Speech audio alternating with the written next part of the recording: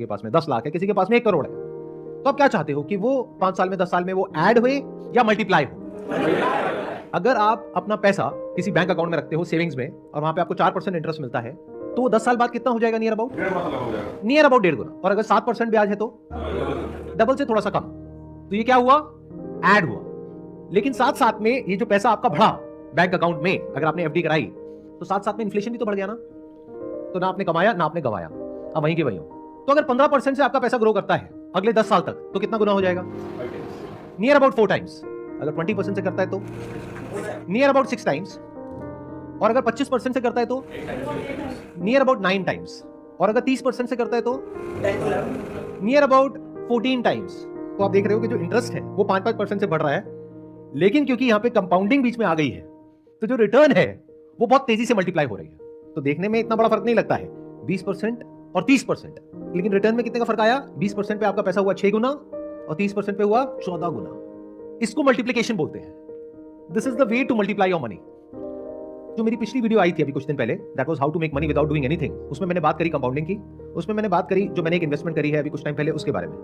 लेकिन अगर ये इतना ही आसान है तो सब लोग ये क्यों नहीं करते हैं? और इन दोनों में से कौन सा ऑप्शन बेटर है? क्या म्यूचुअल फंड बेटर है या एक पर्टिकुलर स्टॉक के ऊपर पैसा लगाना बेटर है? कितने कहते हैं म्यूचुअल फंड बेटर है? म्यूचुअल फंड सही है। म्यूचुअल फंड सही है, टैगलाइन भी है।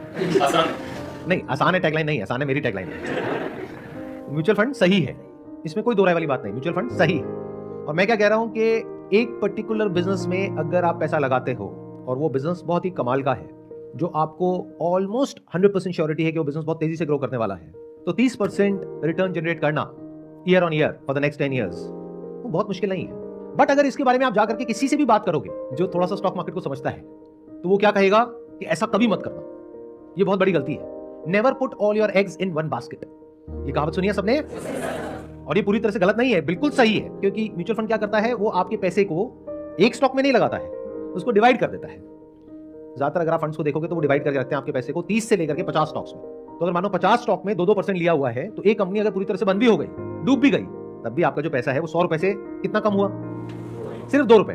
क्योंकि 2% की ओनरशिप थी उस स्टॉक में, वो जीरो हो गया स्टॉक प्राइस, तब भी आपको कितने का फर्क पड़ा? सिर्फ 2 रुपए का। लेकिन इसकी एक दूसरी साइड भी है, वो क्या है कि अगर ये जो 50 कंपनीज उस म्यूचुअल फंड ने ली हुई है, उसमें से एक कंपनी आने वाले 10 साल में 10 गुना हो गई, तो क्या आपका पैसा भी 10 गुना हो जाएगा? एवरेज आउट अगर आप करोगे तो रिटर्न आ जाती है 10% से लेकर के 20% के बीच में, मतलब एवरेज पकड़ लेते हैं 15%। बट अगर आप एक म्यूचुअल फंड से ये एक्सपेक्ट कर रहे हो कि वो रिस्क को प्रॉपर्ली मैनेज करे और आपको रिटर्न दे दे 30% की, 40% की, 50% की, that is practically not possible. क्योंकि जो म्यूचुअल फंड्स होते हैं उसकी जो रिटर्न होती है वो इंडेक्स के आसपास होती है, कि अगर निफ्टी की रिटर्न आ रही है 12% तो म्यूचुअल फंड ने दे दी 15%। अब उसमें भी अलग अलग फंड्स है उस पर्टिकुलर कैटेगरी में, किसी की रिटर्न है मान लो 10% जो इंडेक्स से भी कम है, किसी की है 20% जो इंडेक्स से भी ज्यादा है। और पास में जो हुआ वो फ्यूचर के लिए गारंटी नहीं है। आता है ना, जैसी कोई ऐड आती है आप सुनते होंगे, past performance is not the guarantee of the future returns. वो बहुत जल्दी बोल जाते हैं, आप लोग सुनते नहीं हो ध्यान से, काम की बातें नहीं सुनते हो। तो हम कैसे एक्ट करते हैं म्यूचुअल फंड के केस में? पास्ट में देखते हैं कि उसने कैसा परफॉर्म किया, उसके बेस पे डिसीजन लेते हैं कि ये फंड बेटर है और इन्वेस्ट करते हैं। तो इसका एक बहुत बड़ा प्लस है तो माइनस भी है। प्लस क्या है? रिस्क कम है। माइनस क्या है? रिटर्न्स लिमिटेड है। अच्छा एक बात बताओ, अगर हम रिस्क को किसी तरीके से मैनेज कर पाए और रिटर्न बढ़ जाए, उसमें कोई दिक्कत है? तो रिस्क को मैनेज कैसे करते हैं? अगर ये हमको आ जाए, ये हम सीख जाए, तो हम अपने पैसे को ज्यादा अच्छे से मल्टीप्लाई कर पाएंगे। तो do you want to understand कि डायरेक्टली अगर किसी स्टॉक में आपको इन्वेस्ट करना हो, किसी कंपनी में, किसी बिजनेस में इन्वेस्ट करना हो, तो क्या देखना होता है? जब भी आप किसी बिजनेस में इन्वेस्ट कर रहे हो या किसी स्टॉक में इन्वेस्ट कर रहे हो, तो सबसे इंपॉर्टेंट क्या होता है? फ्यूचर में देखना उसका कि कंपनी कैसे ग्रो करेगी। जैसे अभी ईवी व्हीकल्स का टाइम है, तो जितनी भी बैटरीज की कंपनियां है उसमें इन्वेस्ट करना ज़्यादा बेटर है। और जैसे जो कंपनियां जो भी और उसके पार्ट्स मैन्युफैक्चर कर रही हैं ईवी कार्स के, तो उनमें बेनिफिट है आगे। ये जो भी कह रहे हैं, अगर आप कोई भी न्यूज़ चैनल ऑन करोगे जहां पे बिजनेस के बारे में बातें होती हैं, वहां पे इसी तरह की बातें हो रही हैं, इसी तरह की स्टॉक रिकमेंडेशंस आ रही हैं। यूट्यूब पे बहुत सारे चैनल हैं, उनकी आप बातें सुनोगे वो भी यही बातें कर रहे हैं। ये मेरी थॉट प्रोसेस से बिल्कुल अलग है। मतलब मेरे हिसाब से ये तरीका बिल्कुल गलत है, क्योंकि फ्यूचर में क्या होने वाला है ये प्रेडिक्ट करना इज नेक्स्ट टू इम्पॉसिबल। कल को कोई ऐसी टेक्नोलॉजी आ गई जहां पर कि हाइड्रोजन से गाड़ी चलने लग गई, तो ये सारी ईवी इंडस्ट्री का क्या होगा? बिजनेस में पैसा लगाने के दो तरीके होते हैं। एक कि आप ऐसे बिजनेस में पैसा लगाओ जो फ्यूचर में कुछ होने वाला है। दूसरा, किसी ऐसे बिजनेस में पैसा लगाओ जो सदियों से था, आज भी है और हजारों साल बाद भी रहने वाला है। यानी क्या? एक बैंक।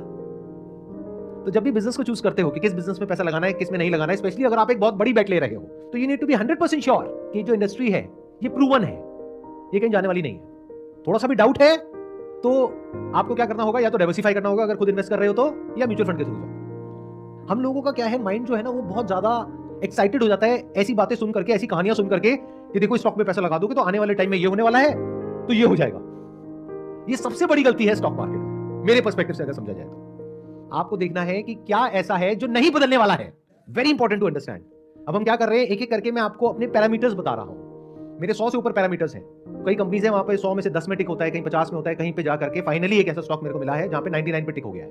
वहां पर मैंने बेट ली है। इसका मतलब क्या है, जहां पे रिस्क ऑलमोस्ट 0% हो लेकिन रिटर्न की पॉसिबिलिटी बहुत ज्यादा हो। अगर ऐसा हो गया तो बिना कुछ करे, अगर आप एक्चुअल में कुछ नहीं करना जानते हो तो, अगर करने का कीड़ा है और कुछ कर दिया तो गड़बड़ हो जाएगी। मतलब क्या कि आपने एक शेयर लिया, आज मानो 50 रुपए का लिया, वो कुछ महीने बाद 100 रुपए का हो गया, तो आपके अंदर कीड़ा होगा, थोड़ा सा बेच देता हूं कहीं नीचे ना आ जाए। तो जहां आपने कुछ किया वहीं गड़बड़ हो गई। उस वक्त आपको देखना होगा कि क्या 100 रुपए में भी वो वैल्यू फॉर मनी है या नहीं है। क्योंकि मानो 50 रुपए का वो 100 रुपए हुआ एक साल बाद, अरे तो बिजनेस भी तो बड़ा है ना, उसके फंडामेंटल्स भी तो बेटर हुए हैं। इसको एंकरिंग बायस बोलते हैं अगर साइकोलॉजी के पॉइंट ऑफ व्यू से आप समझोगे। मतलब क्या, जितने में आप खरीद लेते हो वही आपका बायस बन जाता है, वो एक एंकर बन जाता है। अब उससे ऊपर खरीदना आपको महंगा लगता है, बट जो नया आदमी आ रहा है पहली बार खरीदने के लिए, उसको महंगा नहीं लगेगा, वो उस वक्त उसकी वैल्यू देखेगा। तो you must always be ready to buy more and not sell under any circumstances unless and until there is a big problem in that particular company। तो सबसे पहले हमने क्या किया, जो सबसे पहला जो पैरामीटर है मेरा, वो मैंने क्या देखा कि कुछ ऐसा होना चाहिए जो ना बदले, जो कोई थॉट ना हो, कोई आइडिया ना हो, कोई कॉन्सेप्ट ना हो। It should not be based upon hope, ऐसा हो जाएगा। अच्छा लिख करके दे सकते हो ऐसा हो जाएगा, नहीं तो फिर छोड़ दो। This is number 1। नंबर 2, और क्या देखना होता है, Management is also important. The management that is running that business on. जब आप मैनेजमेंट को देख रहे हो तो वहां पर क्या देखना जरूरी है, क्योंकि मैनेजमेंट तो कोई भी अच्छा दिखा सकता है। आपको क्या देखना है, कैप्टन ऑफ द शिप कौन है। ध्यान से सुनना, ध्यान से समझना मैंने क्या बोला है। हम इसको हमेशा अंडर एस्टिमेट करते हैं। जब मेरी वीडियो अपलोड हुई अभी कुछ दिन पहले, how to make money without doing anything, तो वहां पे जाकर के आप कमेंट्स देखो, हर किसी का इसी में इंटरेस्ट है कि बैंक कौन सा है। वो समझ ही नहीं पा रहा कि मेरी साइकी क्या है। वो अगर सीधा जाकर के देखें कि जितने भी बैंक्स हैं, जितने भी प्राइवेट बैंक्स हैं, उसमें कौन ऐसा सीईओ है जिसका कि ट्रैक रिकॉर्ड बहुत ही कमाल का है, जिसने बहुत छोटे लेवल से शुरू किया और कुछ बहुत बड़ा बना दिया। तो अब जब वो एक बड़े लेवल पे ऑपरेट कर रहा है तो उसके लिए कुछ बड़ा बनाना बहुत आसान है, क्योंकि अब उसके पास में रिसोर्सेज हैं। या ये कहो, जब उस सीईओ के पास में कुछ भी नहीं था तब भी उसने कुछ एक्स्ट्रा ऑर्डिनरी क्रिएट कर दिया। When we talk about management, don't look at the management, look at the CEO, captain of the ship. मतलब अगर आप में से कोई आता है मेरे पास में और बोलता है कि मैं बिजनेस करना चाहता हूं और मेरा ये प्लान है, वो प्लान है, वो प्लान है, तो मुझे किसके बेस पे पैसा लगाना चाहिए, प्लान के बेस पे। मैं क्या देखूंगा वहां पे, सबसे इंपॉर्टेंट क्या है, उस इंसान को, मतलब जो एक इंसान टॉप पे बैठा है उसका पोटेंशियल क्या है वो देखना पड़ेगा। इनफैक्ट अगर आप हिस्ट्री को देखो स्टॉक मार्केट की, वो कंपनीज जिन्होंने सबसे ज्यादा पैसा गंवाया है उसके पीछे जो रीजन था वो था मैनेजमेंट, और जिन्होंने सबसे ज्यादा पैसा कमाया है उसके पीछे भी जो रीजन है वो है मैनेजमेंट। अगर जो कैप्टन ऑफ द शिप है यानी जो सीईओ है उसमें दम है तो ऐसा सेक्टर जहां पे इतनी ग्रोथ नहीं भी आ रही है वो वहां पे भी ग्रोथ निकाल लेगा। और अगर वो जो सीईओ है उसमें दम नहीं है तो उसको एक बहुत एक्स्ट्राऑर्डिनरी सेक्टर में ले आकर के बिठा दो, वो एक सेफ गेम खेलेगा, वो अपने आप को बचा करके चलेगा। और अगर ऐसी ही ग्रोथ चाहिए, यानी अगर आपको 15% ही चाहिए, तो उसके लिए तो म्यूचुअल फंड बेटर है ना। उसके लिए इतना बड़ा रिस्क क्यों ले रहे हो? अरे जब इतना बड़ा रिस्क ले रहे हो तो रिवॉर्ड भी तो बड़ा होना चाहिए। Make sense? तो ये है number 2, that is what CEO of the company. उसको देखो, उसकी कहानी को पढ़ो। इट मस्ट बी सच कि आपको पूरा कॉन्फिडेंस हो कि ये इंसान कोई भी गड़बड़ नहीं करने वाला है किसी भी तरीके की। क्योंकि अगर वो इंसान चाहे तो वो कर सकता है। अगर पास में करी है बहुत लोगों ने, उसमें से बहुत सारे जेल में भी हैं। आप हंस रहे हो, लेकिन बहुत लोगों ने बहुत पैसा गंवाया है ऐसे स्टॉक्स के चक्कर में। क्यों? क्योंकि उन्होंने सबसे इंपॉर्टेंट चीज को मिस कर दिया। उन्होंने ये देखा कि अच्छा ये स्टॉक ग्रो कर रहा है, इसकी बैलेंस शीट ग्रो कर रही है, इसका पीएनएल ग्रो कर रहा है, इसका प्रॉफिट ग्रो कर रहा है, इसकी रेवेन्यू ग्रो कर रही है। अरे ये तो देखो वो ग्रोथ आ कहां से रही है। अगर एक बैंक की बात करी जाए तो हो सकता है वो ऐसे लोगों को लोन्स दे रहा है जहां पे पता है वापस आने की पॉसिबिलिटी नहीं है। तो अगर मैं इसको एक वर्ड में बोलूं, जो भी अभी मैंने कहा है कि वो पर्सन ऐसा होना चाहिए जो टॉप पर बैठा है, जिस पर आप ट्रस्ट कर सको। Based upon what? Not based upon your gut feel, based upon his or her past record. Trust दोनों तरीके से, एक वो कुछ गड़बड़ नहीं करेगा, दूसरा उसमें पोटेंशियल है कुछ बड़ा क्रिएट करने का। दोनों जरूरी है। और बताओ और क्या देखना होता है? सर मतलब किसी भी बिजनेस में इन्वेस्ट करने में हम लोग ये भी देखते हैं कि वो फ्यूचर एडॉप्टेशन को कैसे वो करते हैं। जैसे मार्केट में कोई नया कंपटीशन चल रहा है तो उसको वो मतलब कंपटीशन लाने के लिए अपने आप को कैसे वो अपडेट करते हैं। Very important. बैंकिंग सेक्टर बहुत तेजी से बदल रहा है। पहले के जमाने में क्या होता था कि अगर आपको पैसा निकालना है या पैसा जमा कराना है तो आप जाओगे बैंक में, वहां पे पासबुक में एंट्री होगी, लाइनों में लगोगे, क्या अब ये सब होता है? सब कुछ ऑनलाइन हो गया है, डिजिटल हो गया है, तो बैंक को ज्यादा ब्रांचेस खोलने की जरूरत नहीं है। इसको न्यू एज बैंक बोलते हैं। अब देखो जैसे जैसे मैं आपको पैरामीटर्स बता रहा हूं, ये जो ऑप्शंस है वो नैरो डाउन होते चले जा रहे हैं। मतलब मान लो 100 बैंक्स हैं, तो जैसे जैसे आप इन पैरामीटर्स को समझोगे तो आप 100 में से 20 पे आ जाओगे, फिर 10 पे आ जाओगे, फिर एंड में गिने चुने 4-5 रह जाएंगे। अब आपको दिमाग लगाना है कि उसमें से सबसे अच्छा कौन सा। जरूरी नहीं जिसमें मैंने बेट ली है उसी पे आपको लेनी है, क्योंकि वो मेरी अपनी अंडरस्टैंडिंग है, आपको खुद देखना है। तो बैंक ऐसा होना चाहिए या बिजनेस ऐसा होना चाहिए जो बदलते हुए वक्त के साथ अपने आप को बहुत तेजी से बदल रहा हो, या ये कह लो और जो बैंक है उससे तेजी से बदल रहा हो। तो that must be a new age bank, very important. और एक बात आपको बताता हूं, एक है बैंक जिसका की मार्केट कैप है मान लो 5 लाख करोड़, एक है बैंक जिसका मार्केट कैप है 5,000 करोड़, एक है जिसका है 50,000 करोड़। तीनों में से बेटर कौन सा है? ये आपने बोला 5 लाख करोड़। एक पर्टिकुलर साइज पे जाने के बाद में जो फ्लेक्सिबिलिटी है वो कम हो जाती है, जल्दी से वो कोई चेंजेस नहीं कर सकते हैं, क्योंकि उनके छोटे से चेंज से भी एक बहुत बड़ा इंपैक्ट आता है ओवरऑल बिजनेस के ऊपर। तो वो एक बड़े हाथी के जैसा हो गया जो बहुत तेज नहीं भाग सकता है, और जो बहुत छोटा है उसके पास में इतनी स्ट्रेंथ नहीं है, इतनी बैकिंग नहीं है कि वो बहुत तेज भाग सके।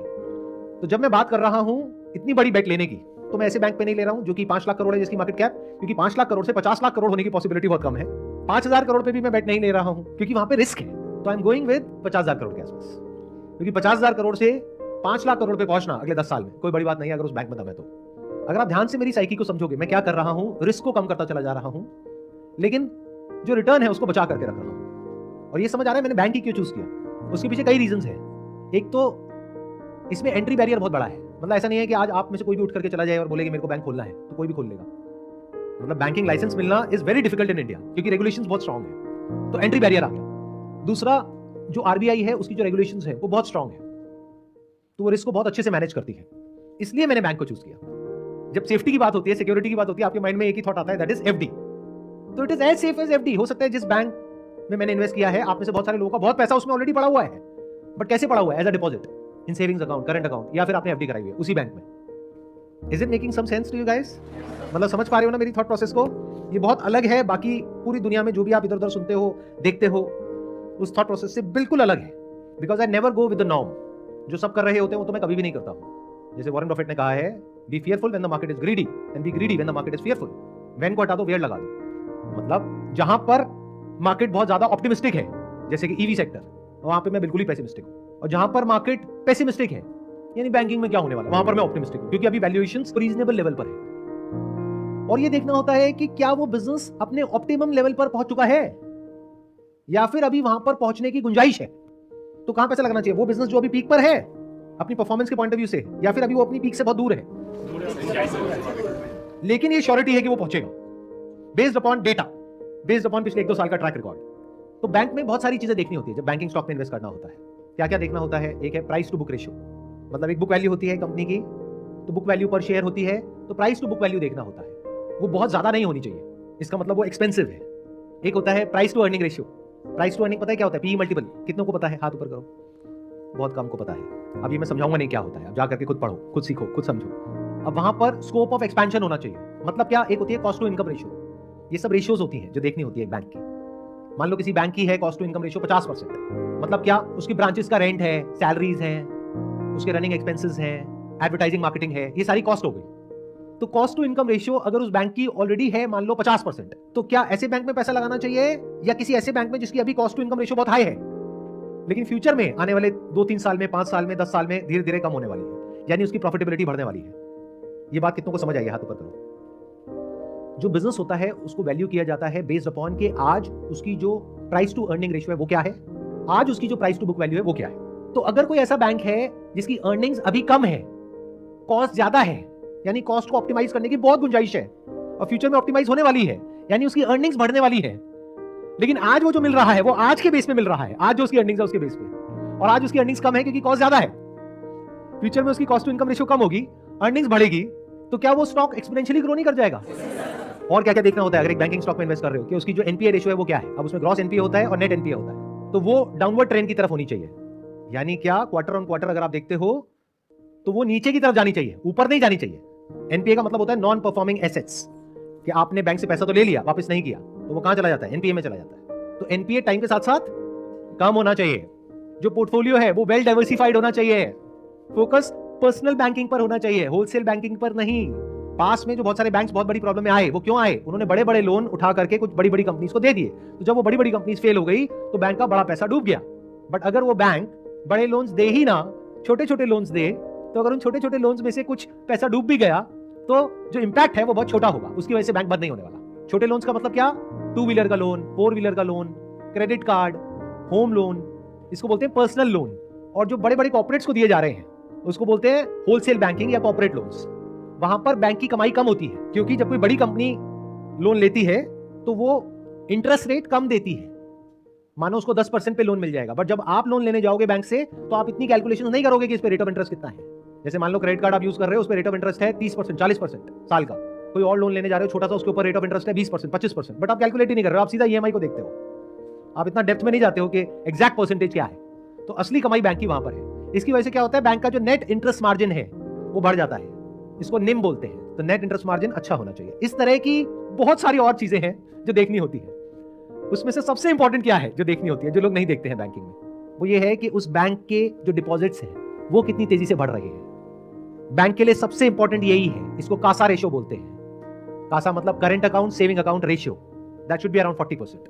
मतलब क्या कि जो बैंक आगे पैसा दे रही है उसमें से 40% कासा रेशियो का मतलब क्या हुआ कि 40% तो उसके अपने करंट अकाउंट में और सेविंग्स अकाउंट में पड़ा हुआ है।